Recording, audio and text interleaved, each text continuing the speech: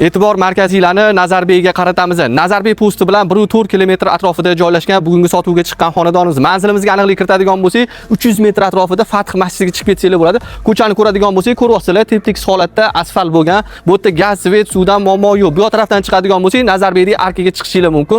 Sotuvga chiqqan xonadonimiz fasad qismini ko'radigan bo'lsak, 8 metr bo'lyapti, ichkariga 31,5 metr bo'lyapti. Umumiy maydoni 2,5 sotixli yer maydoniga joylashgan. Okamlar proyektni har qatda noodatiy qilgan ekanlar. Shaxsan o'zimga juda yoqdi. Sizlar bilan bugun shuni obzorni ko'rib chiqamiz. Bismillah, doimgidek yo'l qismimizni ko'radigan bo'lsak, ikkita mashina bemalol sig'adi. Balandligini aytadigan bo'lsam, 3,5 metr bo'lyapti. Chap tarafimizdan ko'radigan bo'lsak, umumiy hojatxonani ko'ryapsizlar. Hovli qismiga ko'radigan bo'lsak, kompaktni kichkina bo'lsa ham zeloniy zona qoldirishgan. Binoyimizning asosiy eshigidan kiradigan bo'lsak, o'ng tarafimizda ota-onalar yotoqxonasi o'zini sanusi bilan birga bo'lyapti. Navbatdagi xonamiz 7 ga 4 razmerda zal joylashgan.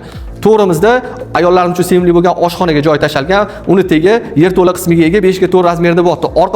Orqa hovlini ham ko'rishingiz mumkin. U yerda yozgi oshxona qilish imkoniyati ham bor. Ikkinchi qavatga chiqadigan bo'lsak, kattagina razmerda hovli ko'rishingiz mumkin. 7 ga 4 razmerda zal joylashgan. Navbatdagi xonamiz ota-onalar yotoqxonasi, undan keyingi xonamiz bolalar yotoqxonasi bo'lyapti. Bu yerda elektromontaj ishlari bo'lgan, topli polladan chiqarilgan kattagina razmerda, menga shaxsan o'zimga yoqqan joy kattagina razmerda terrasa qismiga ham ega. Umumiy hisobda 5 ta xona, 4 ta sanuzilga ega bo'ldi, 2 ta holga ega bo'ldi. Narxiga keladigan bo'lsak, 120 ming dollar so'rashyapti. Albatta yana kelishadigan joylari bor. Doimgidek raqamlar qoldiramiz. Telefon qilib batafsil to'liqroq ma'lumot olishingiz mumkin.